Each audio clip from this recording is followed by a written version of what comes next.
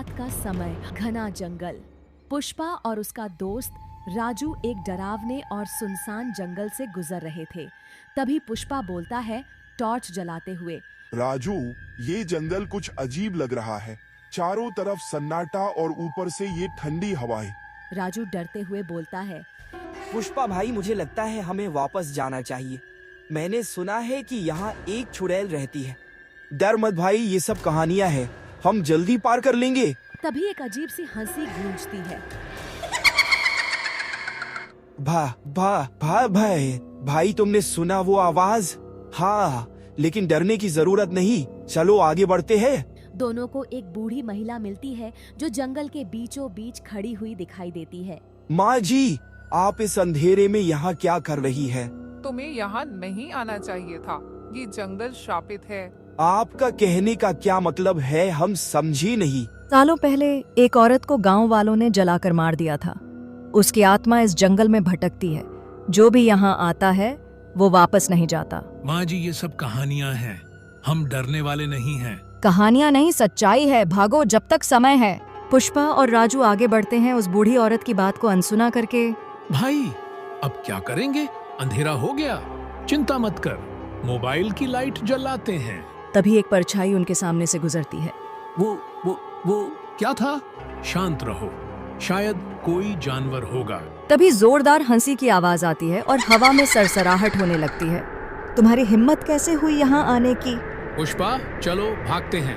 हम डरेंगे नहीं। जो भी हो, सामने आओ। अचानक एक काली परछाई आकार लेती है। आत्मा उनके सामने प्रकट होती है। तुमने मेरी शांति भंग की है। अब तुम यहाँ से जिंदा नहीं जाओगे। हमने कुछ गलत नहीं किया, हमें जाने दो। यहाँ जो आता है वो मुझसे बचकर नहीं जाता है। अब तुम भी मुझसे नहीं बचोगे। पुष्पा अपनी जेब से हनुमान चालीसा का छोटा पन्ना निकालता है और पढ़ने लगता है। नहीं, ये मुझसे बर्दाश्त नहीं होगा। नहीं, ये मुझसे बर्दाश्त नहीं होगा। आत्मा धीरे धीरे गायब हो जाती है। जंगल शांत हो जाता है। पुष्पा और राजू जंगल से बाहर निकलते हैं। तुम्हारी हिम्मत की दाद देनी पड़ेगी। अगर तुम नहीं होते तो मेरा क्या होता? डर के आगे जीत है राजू, लेकिन अब दोबारा इस जंगल में कदम नहीं रखूंगा। दोनों घर की ओर बढ़ जाते हैं। जंगल एक बार फिर सन्नाटे में डूब जाता है।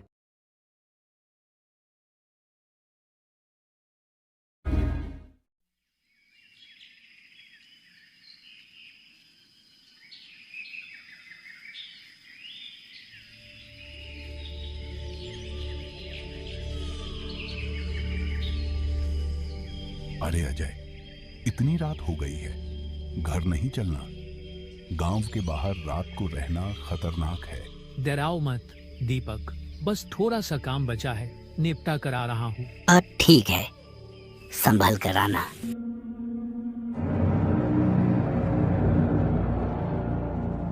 हाकिम, इतनी देर क्यों कर दी? चलो घर चलते हैं। तुम यहाँ क्यों आई हो? गांव में छलावा घूमता है, पता नहीं है क्या? तभी अचानक अजय को जमीन पर किसी महिला की लाश दिखती है।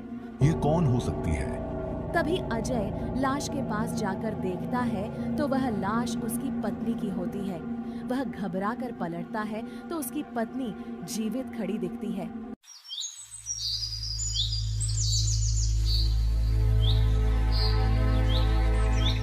तभी गांव में रमाकांत सरपंच के बेटे की हत्या हो जाती है। वह गुस्से और डर से अजय और सूरज को फोन करके बुलाता है। छलावा ने मेरे बेटे को मार दिया। यह तो हद हो गई, अब इसे रोकना होगा।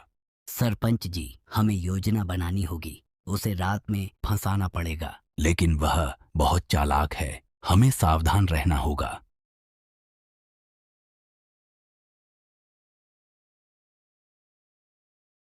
गांव वाले छलावा को पकड़ने के लिए रात में इकट्ठा होते हैं। वीरू डर के मारे नहीं आता। तभी हवा का तेज झोंका आता है। तुम मुझे रोकने आए हो? तुम लोग मुझे नहीं पकड़ सकते। छलावा पहले अजय के मृत भाई के रूप में प्रकट होता है, फिर भयानक रूप ले लेता है। तुम मेरे भाई के रूप में क्यों आए हो? गांव वाले छलावा को पकड़ने की कोशिश करते हैं, लेकिन वह गायब हो जाता है।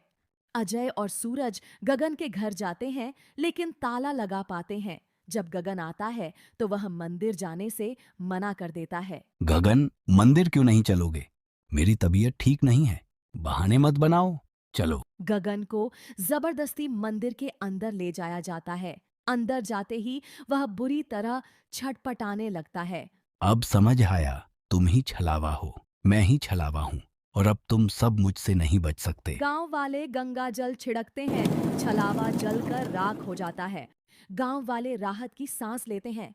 आखिरकार छलावा खत्म हो गया, अब हमारे गांव में कोई खतरा नहीं है। गांव में शांति लौट आती है।